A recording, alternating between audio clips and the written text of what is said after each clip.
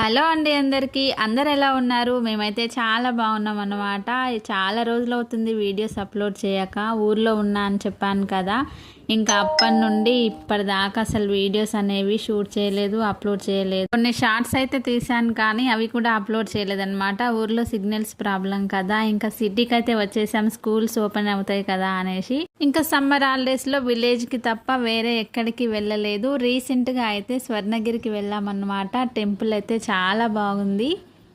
మీలో ఎంతమంది స్వర్ణగిరి టెంపుల్కి వెళ్ళారనేది కామెంట్ బాక్స్లో కామెంట్ చేయండి. నేనైతే ఫస్ట్ టైం వెళ్ళాను, నాకైతే చాలా బాగా నచ్చింది. అసలు చాలా రోజుల నుండి అనుకుంటున్న స్వర్ణగిరి టెంపుల్ చూడాలని. ఎక్కువగా వీడియోస్లో చూశాను, నాకు వీడియోస్లో చూసినప్పుడే చాలా బాగా నచ్చింది అనేసి ఎప్పుడైనా ఒకసారి వెళ్ళాలనుకున్నా ఇప్పుడైతే వెళ్ళామన్నమాట. అది కూడా నా బుజ్జి మేనకోడలు పుట్టి వెంట్రుకలు తీయడం కోసం యాదాద్రికి వెళ్తుండే. ఇంకా వెళ్ళే దారిలోనే స్వర్ణగిరి కూడా ఉంది కదా అనేసి దాన్ని చూసుకొని వెళ్ళడానికైతే ఇక్కడ స్వర్ణగిరికి అయితే వచ్చామన్నమాట. ఏ టెంపుల్కి వెళ్ళినా కొబ్బరికాయ కొట్టడం కామన్ కదా, అలాగనేసి ఇక్కడ కూడా కొబ్బరికాయ అయితే తీసుకొని లోపలికి వెళ్ళాం. కానీ దేవుడి దర్శనం అయిన తర్వాత గుడి మొత్తం తిరిగిన కొబ్బరికాయ ఏడగొడతారో తెలియలేదు.